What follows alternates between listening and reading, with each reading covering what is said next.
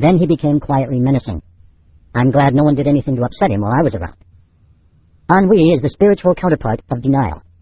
The state of ennui, however, is characterized by a denial of importance rather than existence.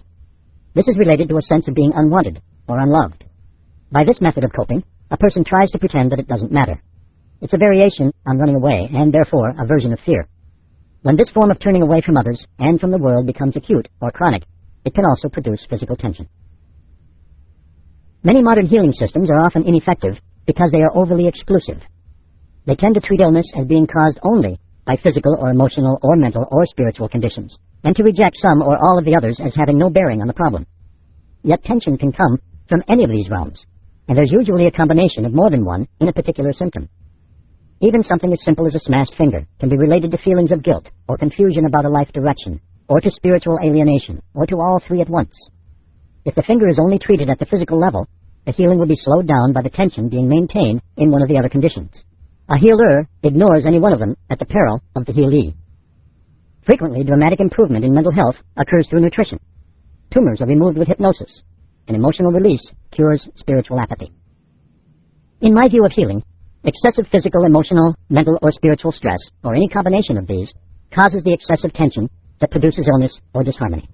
It follows, therefore, that reducing or removing the stress, either the external condition or the internal resistance, would allow a relaxation of the tension that would either result in a healing or greatly benefit the healing process. If tension is the illness factor, what is the healing factor?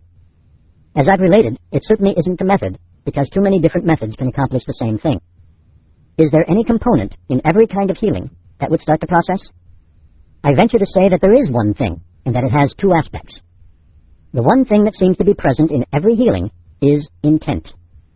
Obviously, there has to be some intention or motivation on the part of the individual to get well, or it wouldn't happen. The two aspects of intent are the intent of the body and the intent of the mind. Let's first examine the intent of the body. It's unquestionable that there is a natural intention of the body to get well.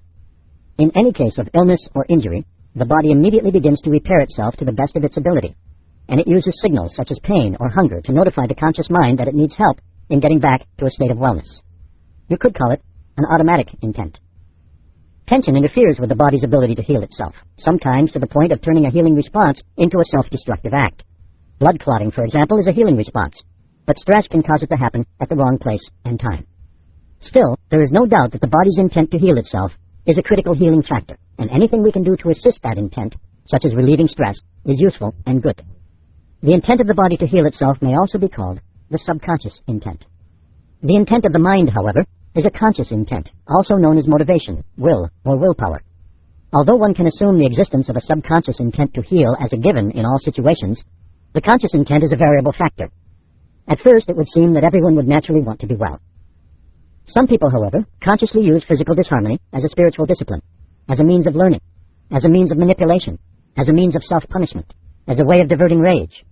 In other words, people are capable of multiple, conflicting motivations that can either encourage or interfere with the body's will to wellness. The ability to maintain conscious intent is another consideration. You often hear about near miraculous cures that were due to a person's strong will to live or to be well. When it is said that a person has strong willpower, what is really meant is that he or she can hold a focus without being easily diverted or discouraged, whereas a person with a weak will is one who gives up or switches focus easily. So whether you call it conscious intent, willpower, or sustained attention, this is an important part of the mental aspect of the healing factor. The body's intent to heal is supported by relieving tension, as well as by providing the supplies it needs for healing, such as nutrients and oxygen. The mind's intent to be well is supported by positive expectation, or the belief that to be well is good and possible. Often this expectation or belief comes from within the individual. Perhaps more often, however, it is something outside the individual that provides the expectation. This outside something can be called a placebo, and its effect on the healing process is called the placebo effect. The placebo effect is defined as an improvement in the condition of a sick person that occurs in response to treatment, but cannot be considered due to the specific treatment used. Well, if, as seems to be the case, the results of one form of treatment can be duplicated by another totally different form of treatment, and if the only difference is what the person thinks about the treatment, then the actual method used doesn't matter very much. Whoa there, how can this be? Am I saying that medicine and surgery and diet and exercise don't really work as healing agents? Not at all. Don't panic. I'm not trying to overthrow the whole current healthcare system. I'm just suggesting they work to the degree that the patient expects them to. Physical interventions such as medicine, surgery, diet, and exercise clearly affect the body. But for a healing to take place, it seems as though they have to affect the mind as well. What exactly is it that gives placebos such power to stimulate positive expectations in the mind and in the body? Here's my theory about it. Usually one thinks of an expectation as being a strictly mental thing, either consciously intended or learned as a habit, that has little to do with healing. Naturally, you can find many instances in which a person expected to get well from a particular treatment, and it didn't work. What happened in such a case? This type of event can be understood if the idea of an expectation includes the expectations of the body as well as the expectations of the mind. The expectations of the body would include subconscious expectations based on remembered experience, as well as expectations based on genetic memory. Genetic memory consists of the memories of our ancestors that we all carry around with us in different combinations. This would offer an explanation as to why different people have different responses to the same treatment, even when their conscious expectations are the same. The more familiar a form is, the better the body will respond to it. Familiarity might come from the form's appearance, for example, shaped like a pill. It might instead come from its taste, sweet or vile, or from its origins, such as a doctor's office or a shaman's hut. It could also come from anything else that is associated with a previous healing. The healing effect occurs to the degree that the familiarity makes the body feel secure, helps it to relax, and stimulates it to carry out the process of healing. If it does those things, then the form doesn't matter. Depending on your background, eating turtle eggs under a sacred tree, taking antibiotics, or analyzing your dreams could each have the same effect. The expectations of the mind, however, are conscious expectations, which are based on authority. Authority, here the power to heal, can be placed in an object or substance, in a procedure, in a person, or in a desire. A sugar pill doesn't work very well as a placebo unless it is given to you by an authority figure such as a doctor or a nurse, or if it is presented as a drug that already has a successful reputation. The better the reputation, the better the effect, and this is true for pills as well as magical amulets or the cartilage of a shark. If you are afraid of a particular form of treatment such as chemotherapy, hypnosis, occult ritual, or whatever, the resulting tension will certainly interfere with the intended effect. But if you are impressed with the form and possibilities of such a treatment, and you can hardly wait to try it out, then the effects can be miraculous. The stronger your belief that a treatment method will work, the better the effects. Shamans, doctors, therapists, faith healers, and other kinds of healers usually go out of their way to impress you with their healing ability, using things like costumes, confidence, special behavior and objects, environment, certificates, books, cost of treatment, and anything else that will convince you that they can help. The stronger your belief that a person can help, the better the effects. The conclusion is very simple. Healing happens because the body has the capability and the intent. Healing happens better when the subconscious intent is supported by the relaxation of tension and by conscious intent. Now let's look at the role played by memory in the healing process. Memory is such an important aspect of healing that you need to have some understanding of how people remember. However, I must warn you that I am now crossing into very theoretical territory. On the other hand, this whole program could be considered very theoretical territory, so what difference does it make? Given that caution, here's the explanation of memory that I use in my healing work in classes. Genetic memory is stored in the cells. Popular thinking supposes that other memories reside in the brain, but I suggest that memory of personal experience is stored in the cells of the entire body, not in the brain alone. Specifically, it is stored in cells or groups of cells throughout the body, especially muscle tissue, that are activated or sensitized at the moment an experience happens. The more actively involved certain cells are at that time, the more involved they are in recalling the memory. And because experiences include many different forms of sensory stimulation, such as sight, sound, and touch, the whole memory of an experience may be stored in bits and pieces in several parts of the body. Memories related to driving a car, for example, are stored in all the different parts of the body involved in the driving experience. When enough memories have accumulated, your body can drive easily, while your mind is primarily engaged in conversation or contemplation. When a memory is recalled, the brain acts as an information processor. It receives and transmits signals from and to the rest of the body.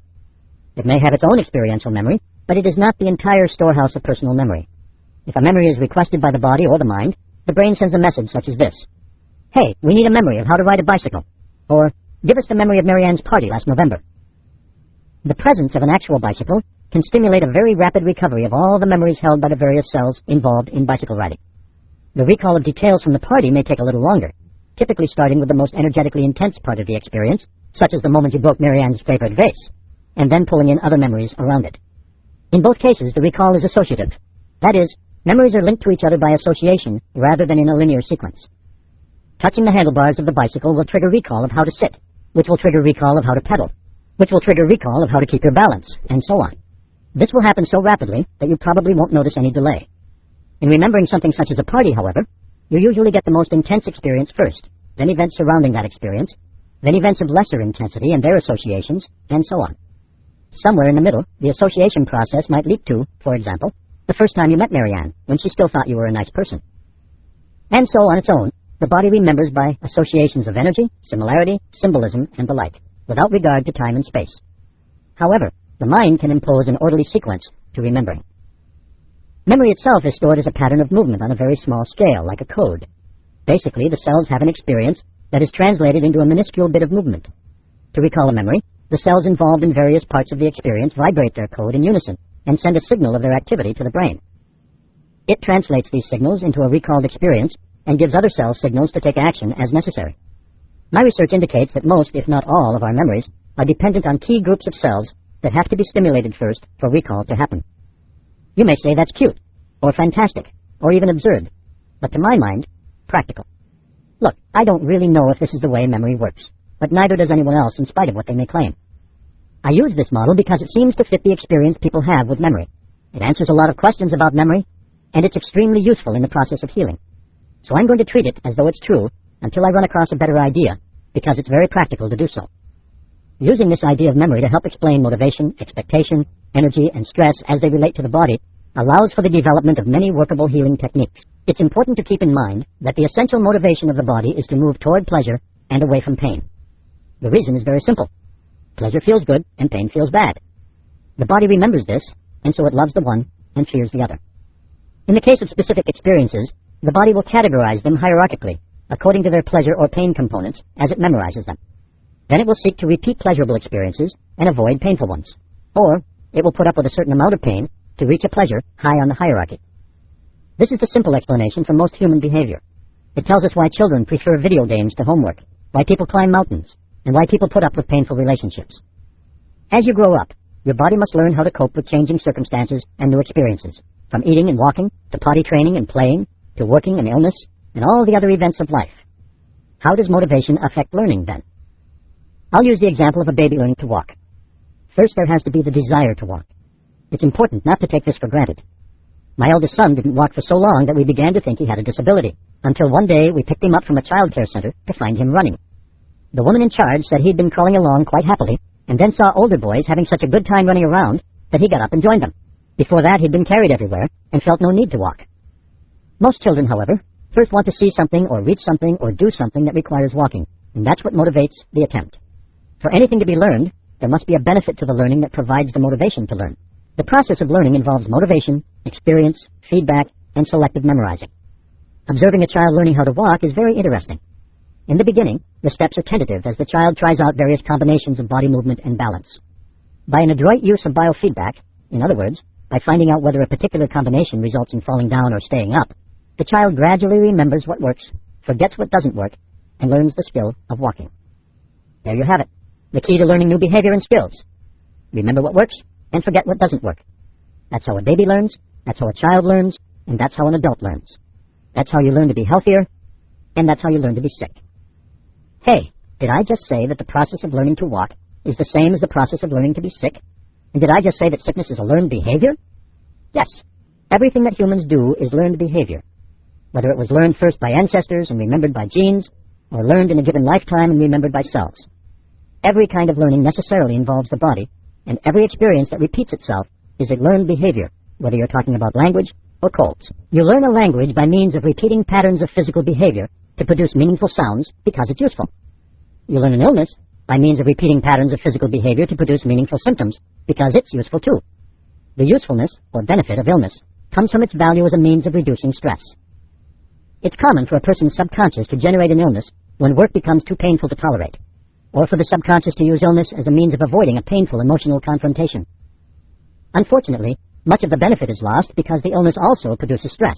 According to the body's hierarchy of memory, however, if the physical, emotional, mental, or spiritual benefits of an illness outweigh the disadvantages, the body will keep repeating the illness until it learns a better means of obtaining the benefits.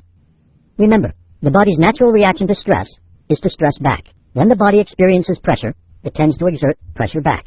This is what builds muscles in weightlifting. When the body experiences pulling, it pulls back. This is why stretching can be beneficial.